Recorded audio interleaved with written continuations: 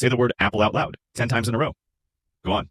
Apple, apple, apple, apple, apple, apple, apple, apple, apple, apple. Now, tell me that still feels like a real word.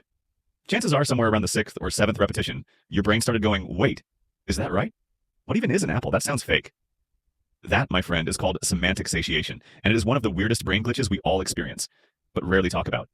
It happens when you repeat a word so many times in a short period that your brain temporarily detaches the sound from its meaning. The word starts to sound foreign, hollow, or even just like random noise.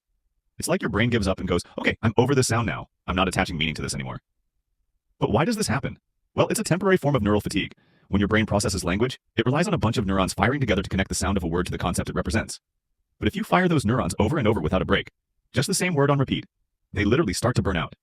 They stop responding. It's like overusing a muscle until it stops working for a second. So your brain just drops the connection. The word loses its meaning and it suddenly feels like noise. This happens faster when you repeat simple familiar words like milk or blue or dog. Because those are so automatic, your brain doesn't have to work to process them, so it shuts off even quicker when overused. But it can also happen when you're writing. Ever written your own name so many times that it suddenly feels wrong? Like, wait, is this how it's spelled? That's semantic satiation too. Your brain is so used to processing that sequence that it stops actively attaching meaning to it. And while it's funny, it also shows just how delicate the connection between language and meaning really is. Words aren't magic. They only mean something because your brain agrees they do. And when that agreement breaks down, even for a moment, it's like reality glitches.